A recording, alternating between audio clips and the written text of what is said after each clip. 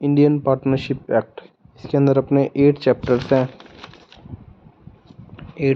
हैं और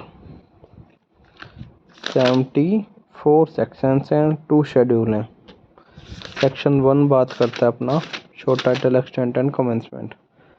सेक्शन 1 बात करता है शोर title extent and commencement. Indian partnership act 1932 ये 9th ऑफ 1932 एक्ट है, 9th नंबर एक्ट ऑफ 1932।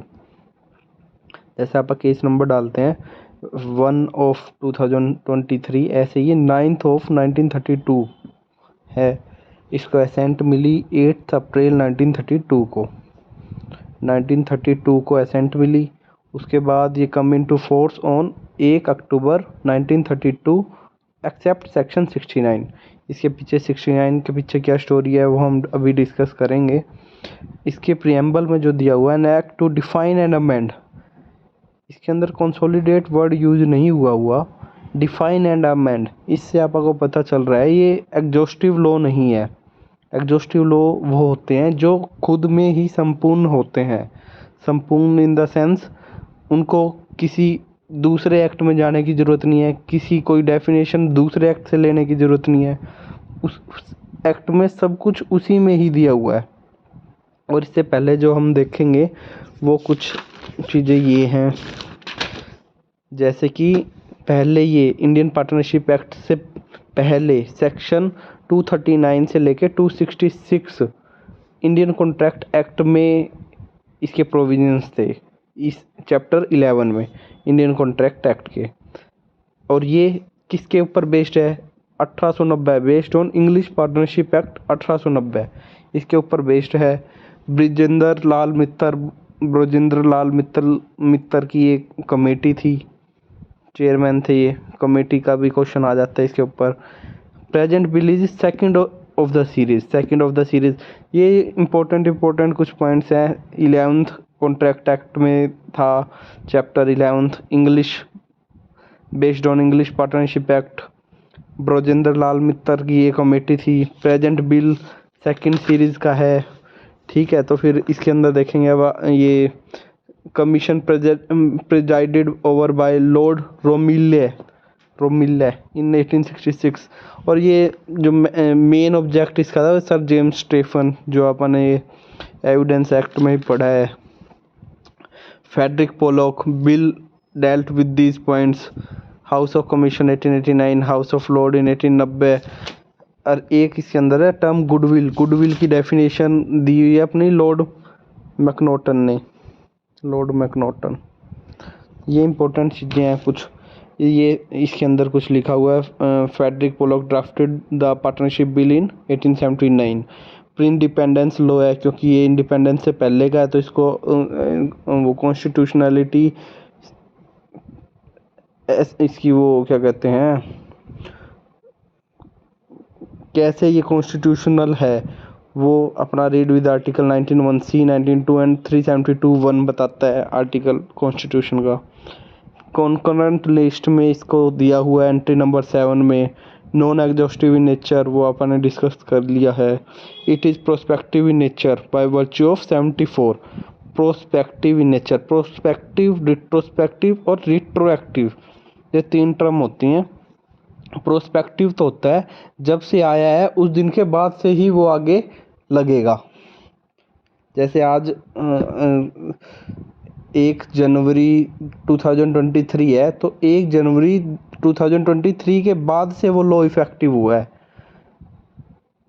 और रिट्रोस्पेक्टिव हुआ है पहले के कोई केस है उस पर भी वो लगेगा।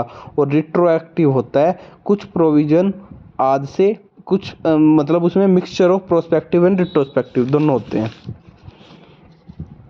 फिर ये सीपीसी में आप पढ़ेंगे ऑर्डर 30 ऑफ सीपीसी में suit bye or against firm and person carrying on business in names other than their own.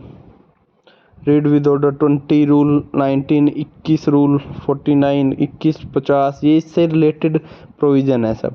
Limited liability partnership act enacted in 2008, 71 was amended by Act 20 of 1983. 71 was amended, ये question previous year में कि कहीं मैंने आया हुआ था तो इसलिए amended by 20 of 1983. Schedule 2nd annexed to Partnership Act was repealed by Act 1938. Schedule 2nd annexed to Partnership Act was repealed by Act 1932. Schedule 2nd कितने पढ़े थे शेड्यूल? स्टार्टिंग में अपन ने 2 शेड्यूल पढ़े हैं, शेड्यूल 1 2. इंग्लिश पार्टनरशिप एक्ट से आता है 1890, ये अपन ने पढ़ा. ब्रजेंद्र लाल मित्तर की कोई कमेटी थी वो पढ़ी. ये केस है loss due to insolvency of partner dealt in case Garner versus Murray. Okay, और ये भी इम्पोर्टेंट है. Partnership firm is not separate legal entity like company. Company की तरह उसकी सेपरेट लीगल एंटिटी नहीं होती है. अब आ जाते हैं पार्टनरशिप एक्ट 1932 पे. ये प्रेसिडेंट एसेंट 8 अप्रैल 1932 को मिली. उसके बाद ये अपना कम इनटू फोर्स हुआ 1 October 1932 and section 69 comes on 1 October 1933. Define and amend इसलिए दिया हुआ है, कंसोलिडेट नहीं है क्योंकि ये नॉन एग्जॉस्टिव लॉ है. इसके साथ आपको अदर लॉज भी पढ़ने पड़ते हैं. कम इनटू फोर्स शॉर्ट टाइटल है ऑल ओवर इंडिया लगता है. ये 31/10/2019 को हट गया है state of Jammu and Kashmir. ये और of that you know definitions in this act unless there is anything repugnant in the subject. in this act, इस एक्ट में अगर अगर इसके अपोजिट कुछ कह रखा है तो वो बात देखेंगे. लेकिन अगर नहीं कह रखा तो उसकी मीनिंग, इन वर्ड्स का मीनिंग वही लेंगे जो यहाँ दिया हुआ. Act of A firm. Act of firm means any act or omission by all the partner or by any partner or agent of the firm which give rise to a right enforceable by or against the firm. act of firm का मतलब होता है means any act or omission. कोई भी act किया या फिर omission मतलब होता है चूक कर देना, नहीं किया. by all the partners, सभी पार्टनर्स द्वारा, और by any partner या कोई एक भी कर दे, और एजेंट ऑफ द फर्म, उन पार्टनर्स का कोई एजेंट कर दे या फर्म का एजेंट कर दे. Which give rise to a right enforceable by or against the firm. जो राइट दे दे. Which give rise to a right, जो एक राइट अराइज हो जाए enforceable by or against the firm. या तो फर्म सूट फाइल करने का राइट अराइज हो जाए, अगेंस्ट द फर्म किसी का राइट अराइज हो जाए. Business includes trade, occupation, profession. ये सुदान सिंह केस में कहा हुआ था इसके ऊपर. बिजनेस के अंदर ट्रेड, ऑक्यूपेशन, प्रोफेशन, ये सब बातें हैं. Prescribe means prescribe by rules made under this act. Prescribe means prescribe by rules made under this act. Third party not a partner in the firm को छोड़ के एनी पर्सन थर्ड पार्टी में आएंगे. ये आ गया. Expression use but not defined in the act and defined in the Indian contract act shall have the meaning assigned to them in that act.